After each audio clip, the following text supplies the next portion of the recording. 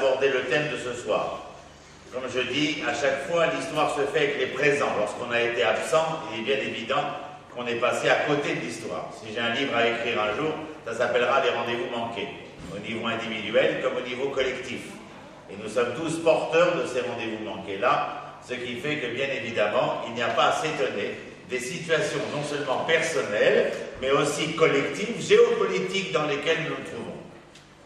Il n'y a jamais à accuser qui que ce soit des relations que nous avons avec les lendemains qui chantent ou ne chantent pas, si ce n'est ceux dont nous avons fabriqué nous-mêmes l'essence de ces lendemains. Et rappelez-vous qu'à chaque fois que vous accusez quelqu'un, il y a un doigt vers l'accusé, il y en a trois vers vous. Ainsi parlait Manitou, Rabbi Yehuda Léon Ashkenazi, c'est le Tzadik Pilmar.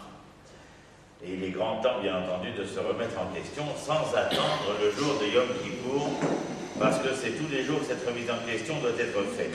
Une des grandes remises en question concerne la connaissance. Il est inadmissible de ne pas connaître. Et je ne dis pas ça par orgueil quel qu'il soit, je dis que tout notre péché est conséquent de notre méconnaissance. Et nous sommes méconnaissants parce que nous ne sommes pas constants dans la recherche de cette connaissance. Ça va beaucoup plus loin que vous ne pensez, ça touche même l'essence de l'être que nous sommes. Ce refus de partir à la rencontre de nous-mêmes. Vous croyez que je rigolais tout à l'heure? Pas du tout. C'est sur un ton sympathique que je vous invite à faire le plus beau des voyages, parce que je ne sais pas si vous avez fait attention, mais vous voulez toujours voyager vers l'ailleurs, mais jamais vers vous-même. Parce que c'est la rencontre la plus difficile qui soit. En allant vers l'ailleurs, on n'a pas besoin de se remettre en question. En allant vers soi, on a besoin de se poser énormément de questions auxquelles on ne pense pas toujours avoir les réponses qui se doivent.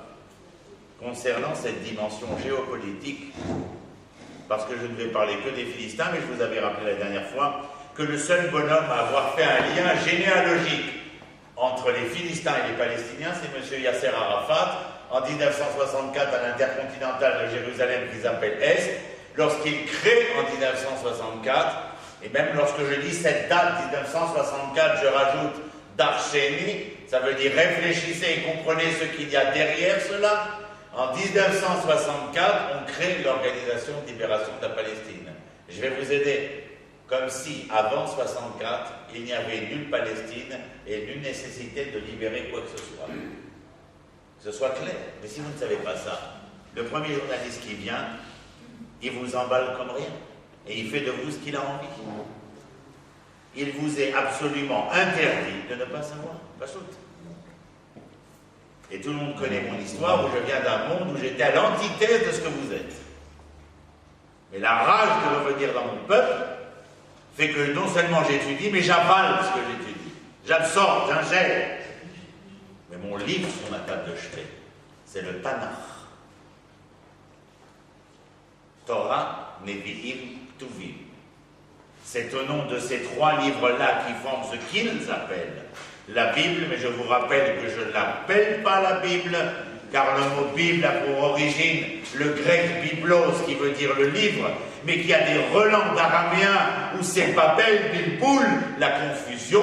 Alors dans leurs écrits, cela s'appelle la Bible, et la confusion, dans ma langue à moi, l'hébreu, il s'agit des écrits qui ne sont pas confus, mais qui me permettent d'être et de devenir. Alors j'ai besoin de ce livre sur ma table de chevet. Chez les Hébreux, c'est vrai, je vous l'accorde, sans nul doute, les noms de nos rois sont compliqués parce qu'ils sont différents les uns des autres. Pour la moyenne française atrophiée, il fallait trouver un seul nom, Louis, et lui mettre des chiffres, 11, 12, 13, 14, 15, 16. Et parce qu'ils ne pouvaient pas faire autrement que d'être quantitatif. Alors que chez les Hébreux, le nom est qualitatif. Lorsque nous sommes sortis d'Égypte, après qu'on nous ait inscrit des numéros sur les bras, et voici les noms des enfants d'Israël qui sortaient du pays d'Égypte, car nous n'étions pas quantitatifs, mais qualitatifs, car comme dit le Maral de Prague au XVIe siècle, car le nom est l'essence de l'être. Et bien évidemment, je vous l'avais dit dans d'autres fois que lorsqu'on vous demande comment vous appelez-vous, surtout pas Claudine ou Françoise à Chémichemort, Mais bien entendu, Rivka ou Dvora. Mais même Rivka ou Dvora, c'est pas Rebecca ou Déborah. C'est Rivka, Dvora. Roni, c'est Benjoa. Yitzhak, c'est celui qui est vivant. Yaakov, c'est celui qui est sur les traces. Yeshayahu, c'est pas Isaïe, car Isaïe ne peut pas être celui qui est l'événement de la délivrance de l'Éternel. Il ne peut pas être Yirmiyahu, celui qui va révéler, relever le nom de l'Éternel. Vous comprenez que c'est complètement différent. Les noms sont l'essence de l'être. Vous comprenez pourquoi ils nous ont mis des chiffres?